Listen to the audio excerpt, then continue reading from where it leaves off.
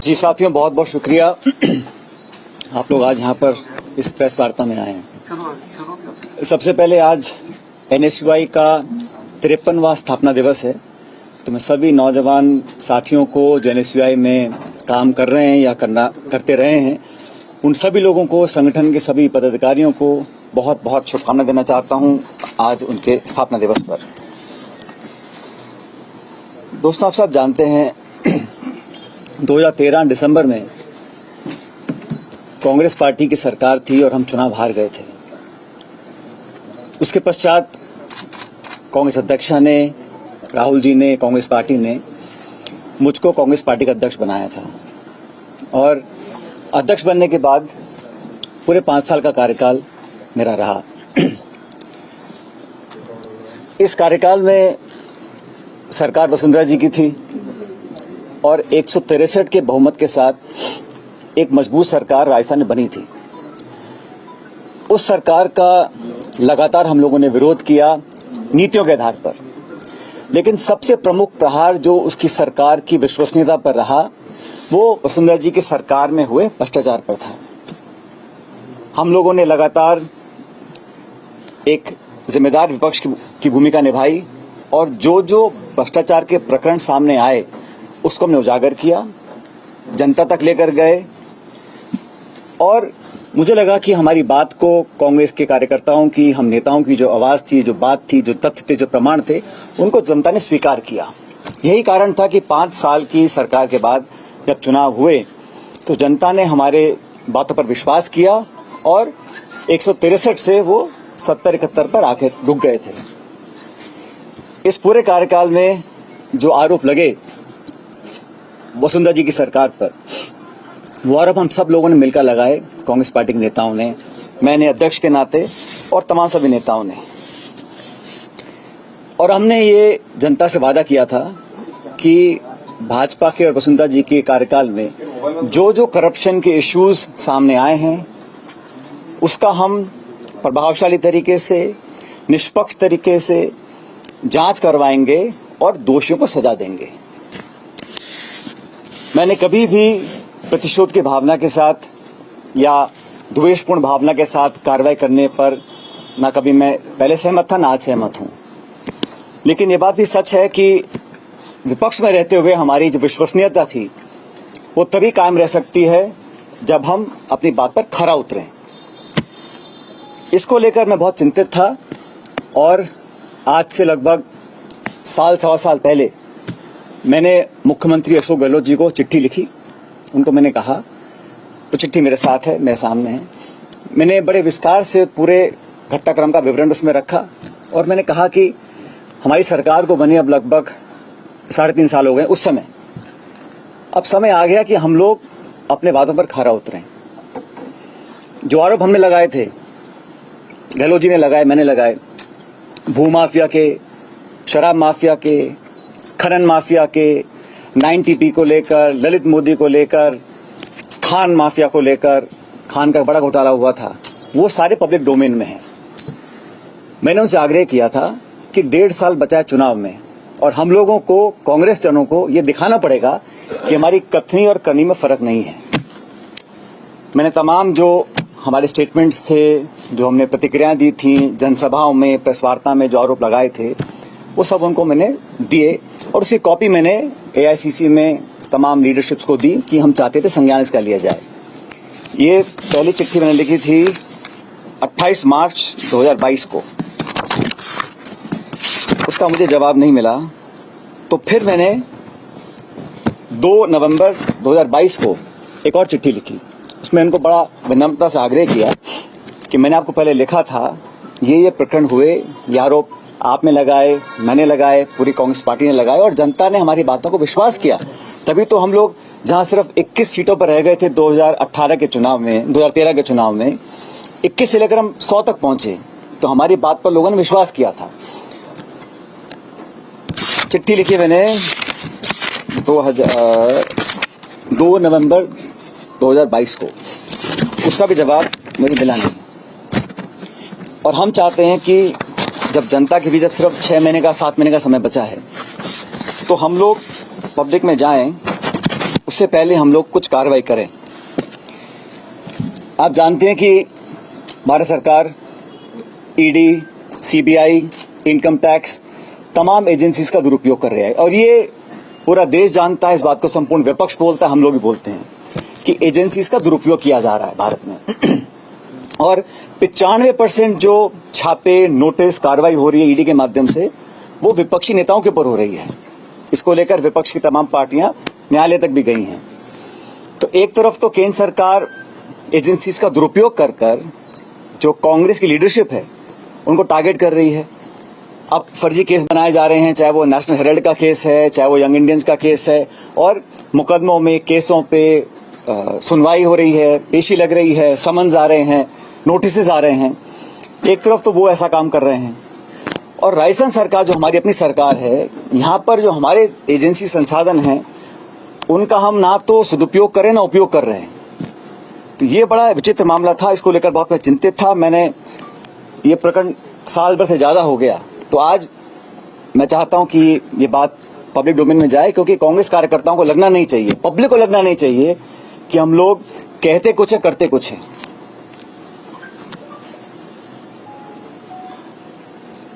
हमारे विरोधी इस भ्रम को फैलाने की भी कोशिश कर सकते हैं कि कहीं कोई मिलीभगत तो नहीं है, क्योंकि कांग्रेस के पिछले कार्यकाल में भी जब हमने 22,000 करोड़ का घोटाले का आरोप लगाया था, तो उस समय कांग्रेस सरकार ने भी एक माथुर आयोग का गठन किया था। लेकिन न्यायालय ने कहा कि जो गठन हुआ है आयोग का वो प्रॉपर तरीके से नहीं किया गया, उसमें कोई लीगल कमियां रह गई थी और उसको खारिज कर दिया। तो ये भ्रम भी फैलाया जा सकता है विरोधियों के माध्यम से। हमारे विरोधी बोल सकते हैं कि भाई ये तो मिलीभगत यहाँ पर हो रही है। और वसुंधरा जी का कार्यकाल हम सब ने पब्लिकली कहा कि राजस्थान सरकार का सबसे भ्रष्ट कार्यकाल था और तमाम प्रकरण सामने आए, उसकी लिस्ट मैं आप लोगों को अभी देता हूं। तो इस धारणा को तोड़ना, प्रभावी तरीके से तोड़ना कि कहीं ऊपरी मिलीभगत तो नहीं थी, बहुत जरूरी हो गया, क्योंकि चुनाव में अब सिर्फ 6-7 महीने का समय रह गया है।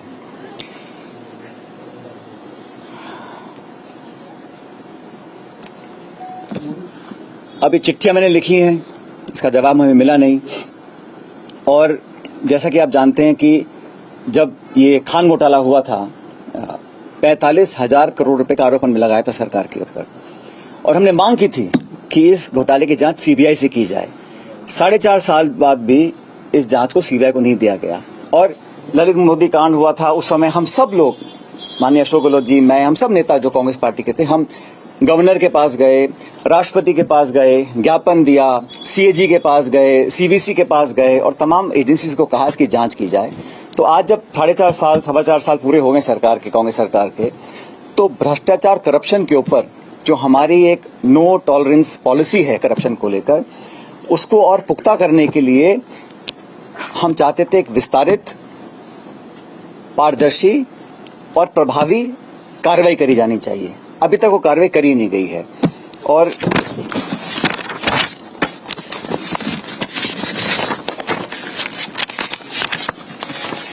ये 2 चिट्ठियां हैं जो मैंने लिखी थी गहलोत जी को 2022 में, मार्च में और नवंबर के अंदर। इसकी कॉपी मैं आपको दूंगा। लेकिन साथ ही साथ ये जो मैं कह रहा हूं, ये सब हम एक छोटा सा वीडियो हमारे पास है जो हम इकट्ठा किया था, जो पब्लिक डोमेन में हमने बातें करी थी। मैं चाहता हूं उसको आप जरा प्ले करना एक मिनट।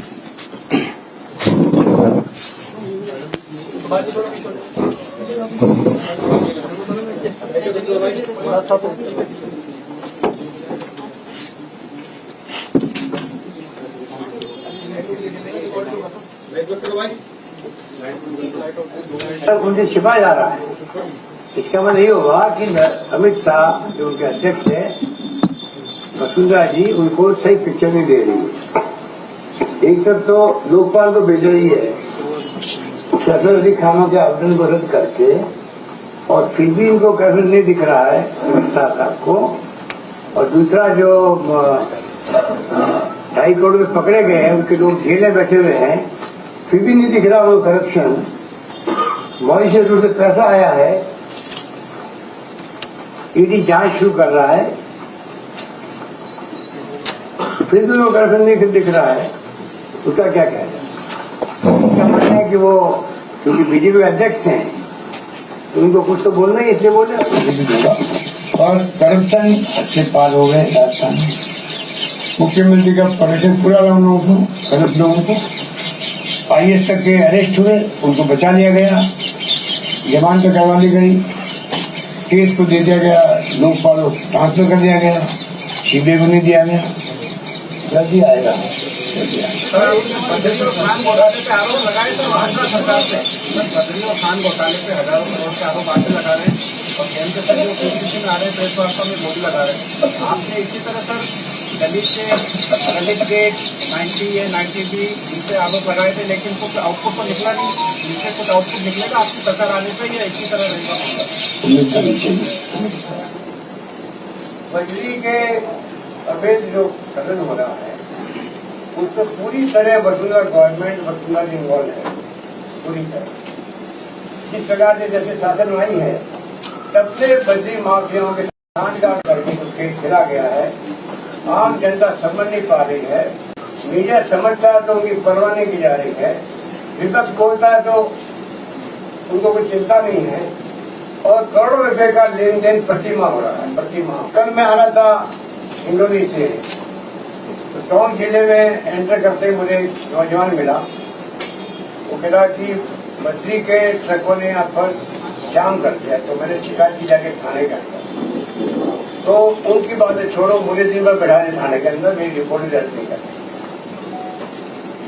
अब आप कल्पना करो, चोरी और छीना चोरी, बद्री माफिया खरीद करे, शिकायत करी थाने के अंदर कि थाने में वहां पाबंदी पहुंचती है।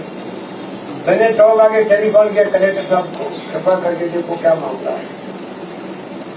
तो ये जो राज जिस प्रकार का चल रहा है राजस्थान में, वो बहुत ही निराशाजनक भी है, अफसोसजनक भी है, क्योंकि भारी बहुमत दिया जनता ने। और अब दौरे चले 4 दिन के। शराब जो है, शराब वो भी बता दूंगा क्या, शराब जो है उसमें जो बेईमानी हो रही है वो जग जाहिर है, कई बार मीडिया में आ चुका है। और सरकार बद्री माफिया वाले क्या कर रहे हैं, 2 साल के अंदर जोधपुर के अंदर आप लोग छापते रहते हैं, दड़ा कर पीट रहे हैं टीमों को। ये नौबत क्यों आई? क्योंकि आपने जानबूझ के साल भर से छूट दे रखी है, बद्री माफिया को लूट लेती है और पैसा कौन तक पड़ता है, इसलिए आपने छूट दे रखी है। और तमाम आपने पुलिस वालों को सस्पेंड कर दिया, क्योंकि मैंने सुना है 19 को किया है, 16 को किया। तो मैं पूछना चाहूंगा कि अगर ये साल भर पहले आप कदम उठाते तो पूरा राजस्थान लूटता नहीं। आज 5,000 की ट्रक जो है आज 30,000 40,000 बिक रही है, मकान भी बना नहीं पा रहा है, और पूरी बंदी हुई है, माइंस से लगा करके ऊपर तक। जब से अवैध खनन होता है तब से ट्रक किसकी होगी, किस रास्ते से जाएगी, और वो बंदी हुई है पैसा ऊपर तक पहुंचने की। ये आपने क्यों होने दिया, इसका जवाब जनता को देना चाहिए। मुख्यमंत्री चारों ओर हाहाकार मचा रहा है बद्री माफियाओं ने। आप कल्पना करो कितना बड़ा वसुंधरा जी के संगठन है जो बद्री माफिया पंचर राजस्थान के अंदर नीचे से ऊपर तक पहुंच जाए। करोड़ों रुपए कोई पहला खर्च हो रहा चुनाव के नाम कि पूछो बद्री माँ के अलग, शराब माँ के अलग, छत्तीसगढ़ ने बना दी, जीवन माँ के अलग। ये जो हालात ये है, इससे लोग सब समझ गए हैं कि आपकी चाल सही से चेहरा ठीक नहीं है, आपकी चाल सही से चेहरा ठीक नहीं है। लंबी कहानी है। और 5 करोड़ रुपए प्रति माह बद्री माफिया किसको दे रहे थे, ये ऐसी जांच कर विषय है।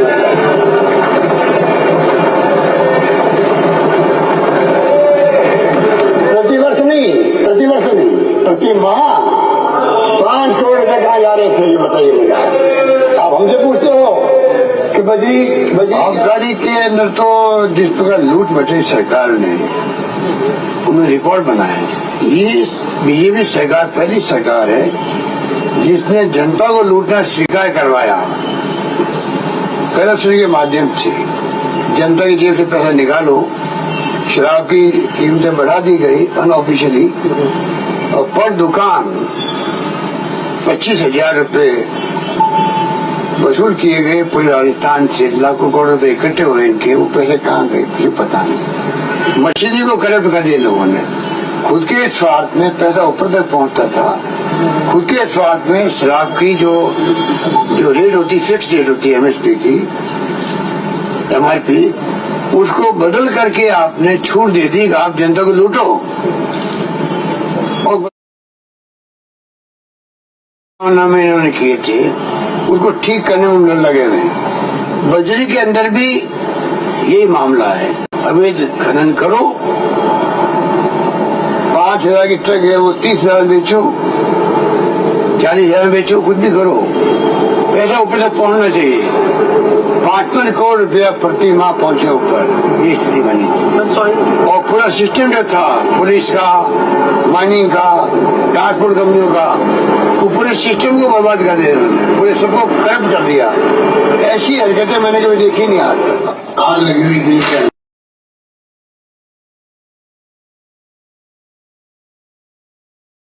पैसा आया, पैसा गया कैसे, बाहर कितना गया होगा, यहाँ के विषय यही होना चाहिए कितना करोड़ों अरबों में रुपया गया है जो 5 साल की लूट बचेगी उस वक्त में।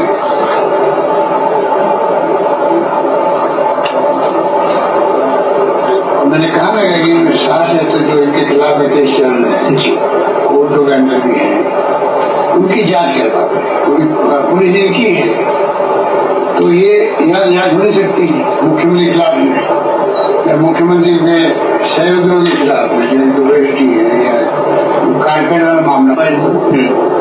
मुख्यमंत्री को इस्तीफा देना ही चाहिए, और बेटी को भी। जिस रूप में आरोप लगे हैं कि पैसा मॉरिशस के रूप से आया है, नंबर 1 पैसा इनके धौलपुर में लगा है, वहाँ शिवनिष्ठा बनी है, उनकी पूरी जांच होनी चाहिए। पैसा कितना लगा है, कहाँ से आया, कैसे लगा है, जांच होनी चाहिए। 20,000 बात जो आई थी केंद्रीय, और इन्होंने जो आजादी के बाद में पहली गवर्नमेंट की मुख्यमंत्री है देश के अंदर, पहला नागरिक होगा जो किसी दूसरे मुल्क के सरकार को ये कहे कि मेरे मुल्क के लोगों को मालूम नहीं पड़ना चाहिए कि मैं क्या आपको एविडेंस दे रही हूँ। आरोप लगते हैं भाई ये गुजर भूमि दबा ली राज परिवार ने धौलपुर के अंदर, महल का हिस्सा कॉमर्शियल करके दे दिया नेशनल हाईवे को। जमीन जो है महल के अंदर की पूरी जमीन वो गैर मुमकिन स्वेच्छक है, ये हम भी सुनते रहते लोगों से। ये जितने उनके आरोप लगते हैं ये उनके लिए एक सुनहरा अवसर होता है जो आपको डेमोक्रेसी के आधार पर राज करने का अवसर मिला है। हमेशा के लिए उनके खुद के इतने हैं, हमेशा के लिए वो सारी बातें स्पष्ट करनी चाहिए। ग्राम आयोजित किया गया, 50-60 करोड़ तो फूंक दिया आपने इस राजस्थान में। ये जांच का विषय है, बिना टेंडर, बिना कुछ भी किए हुए देते के पैसे उठाते गए। शानदार प्रोग्राम होना चाहिए, उद्योगपतियों को खुश करके बैठो आगे के इन्वेस्टर के लिए, आगे हमारे साथ अच्छे रहने चाहिए। अरे भाई सुनो, क्या होगा उसका, ये तो जांच होनी चाहिए, इसकी तो मेरा मानना है। पूछ लेना पहले। एग्रीगेट आयोजन 67 करोड़ रुपए खर्च कर दिए। एमओयू होने 6,000 करोड़ रुपए आया, कितना 631 करोड़ रुपए, 631 करोड़ का। और पहले कितना खर्च हुआ, 67 करोड़ रुपए खर्च कर दिए। बड़े बड़े आयोजन किए गए। जो हमारी योजना थी उसको कमजोर करना ही इनकी गलती थी। भामाशाह योजना लाने नहीं चाहिए थी, क्योंकि हमने जब स्कीम लागू की थी हमने इसको स्टडी किया था आंध्र प्रदेश के अंदर। आंध्र प्रदेश में ऐसी स्कीम चल रही थी भामाशाह की तरह, और उसमें करप्शन बहुत बड़े लेवल का था। पता पड़ता ही नहीं कौन सा इलाज कौन करवा रहा, कहाँ करवा रहा है, फिर उसके बिल पेश करो, तो उसमें डिफिकल्टी आ रही थी करप्शन की। इन्होंने अपनी जिद को पूरा करने के लिए हमारी योजना जो कि हमारे वक्त में लागू की, जैसे मैंने कहा, इन्होंने हर हमारी योजनाओं को नाम बदलना या काम बदलना, कमजोर करना, यही काम किया 5 साल से। इसलिए इस योजना को लेके आए। हमारा कार्ड पे जो है करोड़ों रुपए खर्च कर दिए, वो जांच का विषय है। वो जांच का विषय वो भी है अपना आपके अंदर। क्यों बनाया कार्ड? आधार कार्ड था, क्यों बनाया गया? तो ये शुरू से ही करप्शन की भेंट चढ़ चुकी है। मैं तो पहले से कह ही रहा था। अब आप नई बात बता रहे हो कि जो 106 करोड़ रुपए बकाया इसके है, उन्होंने पॉलिसी खत्म कर दी है। पॉलिसी मान लो वापस पेमेंट कर देंगे, वापस शुरू भी हो जाएगी। तो अल्टीमेटली इसमें बहुत भयंकर करप्शन होता है और करप्शन को रोक नहीं पाता है। तो बहुत अनफॉर्चुनेट है इनके फैसले। तो बड़े घोटाले हो रहे हैं और प्रधानमंत्री चुप बैठे रहे। व्यापम घोटाला अलग हो गया, रमन सिंह जी का वहां अलग घोटाला चल रहा है। यहाँ का जो खुला खाता है मॉइस्चर रूट से। तो मैंने कहा वसुंधरा मॉडल जो बना है देश के अंदर, इसको या तो अपनाना चाहिए केंद्र सरकार को। जिस रूप में पैसा आया है चेक से, 10 रुपए का शेयर लगभग 1 लाख में बिका है, ये मॉडल नया मॉडल है। सब्सिडरी कंपनी इंडिया की कैपिटल्स कंपनी जो है, उससे जो हमने पूरी रिफाइनरी का बजट बनाया था, उसकी बजाय प्राइवेट कंपनी को आपने 4 साल बर्बाद कर दिए और जब गुमराह कर रहा सत्य बोल करके 40,000 करोड़ बचा लिए। कोई प्राइवेट फर्म को जगह दी थी, स्टेट गवर्नमेंट रिफाइनरी का। भारत सरकार की कंपनी ONGC राजस्थान की कंपनी नहीं बनाई कंपनी राजस्थान गवर्नमेंट, इनके पीछे समझौता था। लेन देन हो रहा था राजस्थान और केंद्र के बीच में। तो किसको पैसा दिया जा रहा है? कोई उनको पूछ ले कारपेट कहाँ गया तो भड़क जाती है। जैसे भड़क गई पत्रकार पर काला क्या ब्लैक पेपर हमारे खिलाफ में जब निकला था, एक पत्रकार ने पूछ लिया भाई कि वो कारपेट कहाँ गिरे रहे, भड़क इसलिए बाहर है। तो ये भड़कने की जो हद है उनकी, वो इसमें भी नहीं है। बजट पेश कर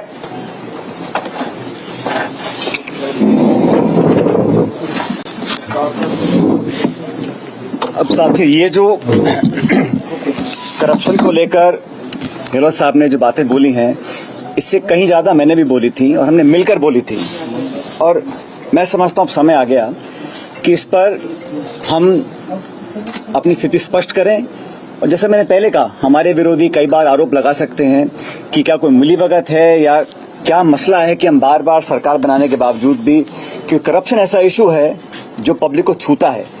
और हम जब दोबारा चुनाव में जाएंगे तो हमारी बात पर कोई इकबाल करे, इसलिए जरूरी है कि हम प्रभावी, पारदर्शी और समय सीमा निर्धारित, और साथियों अगर निष्पक्ष जांच में, क्योंकि करप्शन ऐसा इशू है जो पब्लिक को छूता है, और हम जब दोबारा चुनाव में जाएंगे तो हमारी बात पर कोई इकबाल करे, इसलिए ज़रूरी है कि हम प्रभावी, पारदर्शी और समय सीमा निर्धारित, और साथियों नहीं होगी तब तक कैसे लोग मान लेंगे हमारी बात को। अगली बार जब हम जाएंगे कि भाजपा के हमारे साथी वसुंधरा जी की सरकार में जो कांड घोटाले हुए थे वो सही थे या गलत थे।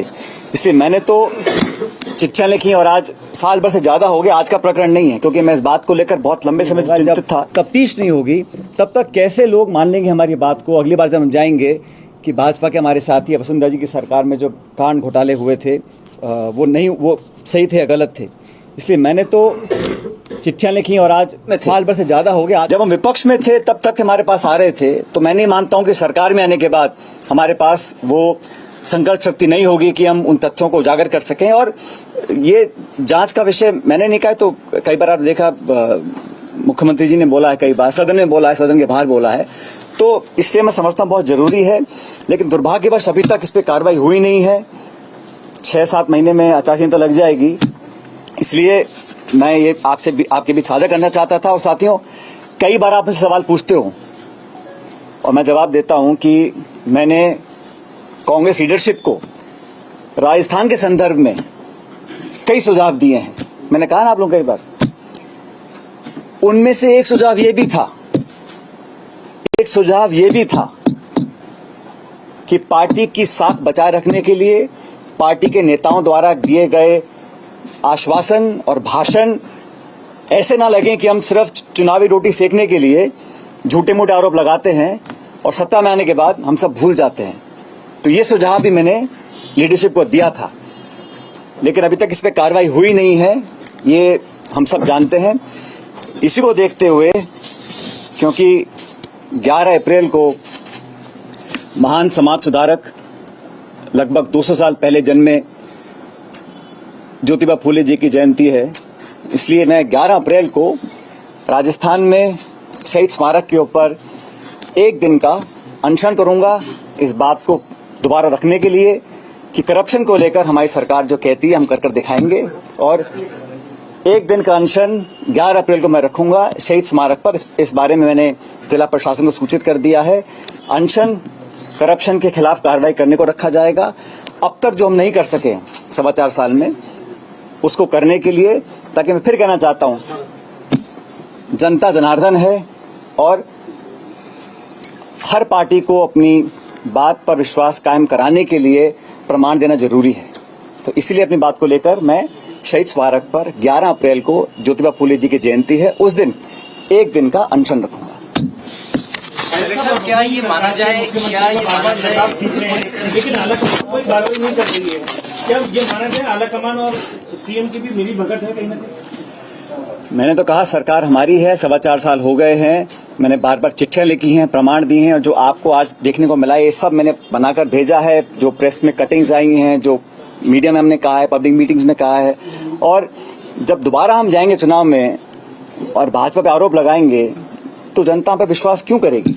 इसलिए अपनी विश्वसनीयता बनाने के लिए ये बहुत जरूरी है कि हम कुछ कर दिखाएं। और मैंने कहा ना, ये जो मिलीभगत का आरोप हमारे विरोधी लगा सकते हैं, भ्रम फैलाने की कोशिश कर सकते हैं कि कहीं वसुंधरा जी या मुख्यमंत्री जी या किसी और का कहीं कोई आपस में गठजोड़ तो नहीं है, क्योंकि पिछली सरकार में हमने आरोप लगाया, कमीशन बनाया, उसमें कुछ कमी आ गई, उस पर कार्रवाई नहीं हुई।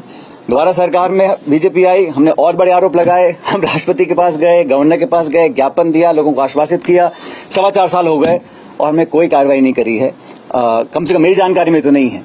इसलिए मैं चाहता था कि पब्लिक में हम लोगों की बात जनता माने अगली बार भी, इसलिए कदम उठाना जरूरी है। ये कांग्रेस मॉडल जो राजस्थान मॉडल प्रमोट कर रही है, कि राजस्थान मॉडल के बारे में बात की जा रही है, क्या आपके अनुसार राजस्थान मॉडल वैसा नहीं है जैसा दिखाया जा रहा है? भाई, मैंने तो जो मुझे इशू लगा पब्लिक डोमेन में आना चाहिए, जिस इशू को लेकर मैं 5 साल में संघर्ष किया, और मैं जब अध्यक्ष था तब हम सब लोगों ने, ये ऐसा नहीं है कि किसी एक, मैंने तो अशोक जी से बहुत ज्यादा बोला है इस बारे में, हम सब ने बोला है। लेकिन सरकार जब बनी है तो पार्टी की सरकार बनी है, तो इसलिए मैं चाहता हूं जो हम बोल रहे हैं, सदन के अंदर बोल रहे हैं, जांच का विषय है, जांच का विषय है, जांच का विषय है, कितनी बार मैंने बोला, कितनी बार गहलोत साहब ने बोला, तो उस पर तो हमें कार्रवाई करनी चाहिए। अभी तक नहीं करी, ये बहुत बड़ा सवाल है। और समय कितना बचा है? सुझाव पार्टी क्यों नहीं मानती, क्या लगता है? ये सुझाव पे कार्रवाई करने का काम सरकार का है, इसमें संगठन का कोई ज्यादा लेना देना नहीं है, सरकार की जिम्मेदारी है। अशोक गहलोत जी ने तो क्या करें? आपके मिशन में कौन एमएलए मंत्री बैठेगा? मैं बैठूंगा जी, हाँ गोयल साहब, मैं बैठूंगा। सचिन सर, अशोक गहलोत जी ने तो आपके ऊपर भी बहुत सारे आरोप लगाए, लेकिन आपने तो उन आरोपों को कोई जवाब ही नहीं दिया आज तक। भाई, आरोप नहीं लगा रहा हूं मैं, आपने मेरे ढंग से सुना नहीं। मैं तो सिर्फ तथ्य प्रमाण के साथ रख रहा हूं सामने, अब तक का इतिहास बता रहा हूं और हमें क्या करना चाहिए इस पर अपना बात रख रहा हूं। आरोप प्रत्यारोप की मैं नहीं करता हूं।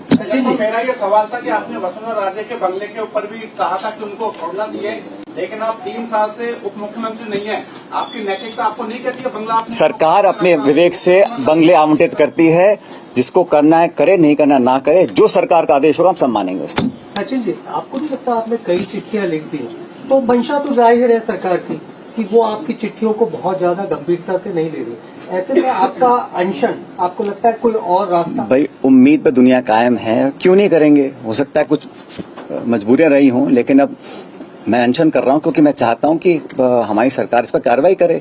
समय बहुत ही कम रह गया है, इसलिए आज मुझे करना पड़ रहा है। तो मैं तो चिट्ठी, आपको पता है चिट्ठी लिखी है मैंने, आज 1 साल से ऊपर हो गया, आज मैं क्यों बोल रहा हूँ? ये नहीं कि मैं आज सो के जागा हूँ, मैं तो बहुत पहले से कहता आया हूँ, फिर चिट्ठियां लिखता आया हूँ, आग्रह करता आया हूँ। अब जब नहीं हो रही कार्रवाई, इसके मुझे अनशन करना पड़ रहा है। पायलट साहब, ये माने कि अब आप आर पार की लड़ाई कर रहे हैं, ये आर पार की लड़ाई भ्रष्टाचार के खिलाफ है या सरकार के खिलाफ? शशि जी, मैं तो एक इशू उठा रहा हूँ जो मेरे कार्यकाल में अध्यक्ष में था, हम सब लोगों ने उठाए थे और कई बार कहा था, उस पर कार्रवाई हो, ये मैं चाहता हूँ। इतना मेरा लिमिटेड ऑब्जेक्टिव है। जो पहले आपने मुद्दे उठाए, इससे पहले जो जिन लोगों पर कार्रवाई होनी थी, जिन्होंने अनुशासनहीनता की थी 25 सितंबर को, तो क्या अरे आज का इशू जो आपको बता दिया मैंने, वो तो दूसरा इशू है। आप जब अनशन पर बैठेंगे उसके बाद जो आपने 2 पत्र तो पहले भी लिख चुके, कार्रवाई नहीं हुई, अनशन पर बैठने के बाद सरकार कार्रवाई करेगी, अपनी बात जो पुरानी बात कही थी उस पर अमल करेगी? मैं उम्मीद रखता हूँ। पायलट साहब, 11 अप्रैल को आप अनशन की बात कर रहे हैं, काफी लेट नहीं कर दिया आपने क्या?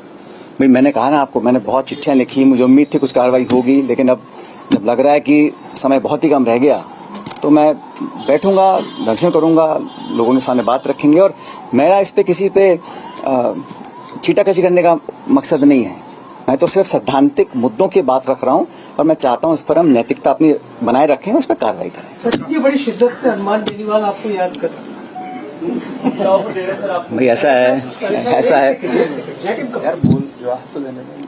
हाँ जट साहब बोलो, क्या करोगे? पायलट साहब, अगर इस अनशन के बाद भी कुछ नहीं हुआ तो आगे क्या करेंगे? आगे देखेंगे, लेकिन भाई हनुमान बेनीवाल जी ने मेरे ख्याल हनुमान जयंती पे कुछ कहा।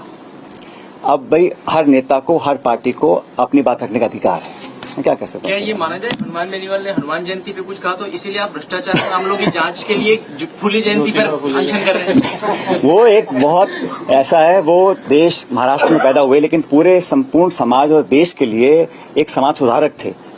उन्होंने मुद्दों को, समाज को बेहतर बनाने के लिए, उसमें करप्शन बहुत बड़ा इशू है, तो उनसे प्रेरणा लेके मैं करना चाह रहा था, इसलिए 11 तारीख। पायलट साहब, अगर 11 अप्रैल को आप अनशन कर रहे हैं, अगर आपकी मांग नहीं मानी गई तो क्या इस इशू को आप जनता के बीच में ले जाएंगे? मैं समझता हूँ कोई कारण नहीं है कि मांगे नहीं मानी जाएंगी। सरकार हमारी है, एजेंसी हमारी है, तथ्य हमारे सामने है, हमारा कमिटमेंट पब्लिक के अंदर है, तो बात ना मानने का सवाल नहीं उठता। सर, आपने आज पूजा समाज में जो भर्ती को लेकर प्रक्रिया चल रहा था, जो आपस में ट्विटर में वार चल रहा था, उसके बारे में क्या कहेंगे?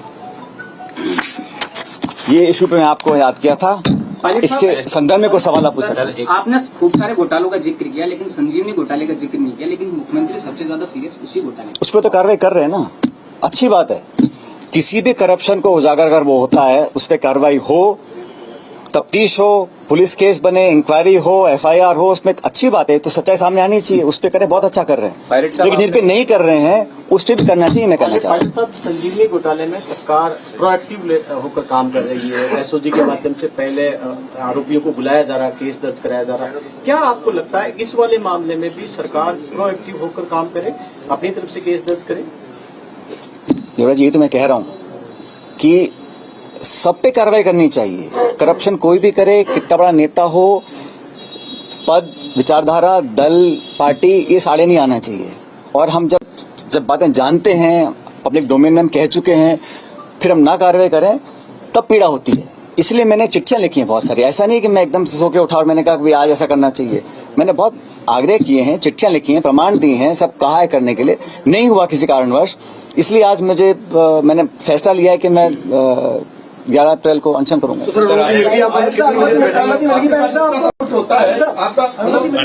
कितने बजे से बैठेंगे? 11 बजे से। टाइम टेबल एक दिन का अनशन कर रहा हूँ। मैंने सूचित कर दिया जिला प्रशासन को कि शहीद स्मारक पे 11 बजे बैठूंगा। आप अकेले बैठेंगे, आपके साथ कोई और भी विधायक बैठेंगे? मैं तो अकेली बात कर रहा हूँ आप लोगों से। आपके साथ सब कुछ होता है, पिछले 4.5 सालों में बहुत कुछ हुआ है। आपका BP क्या नॉर्मल रहता है या?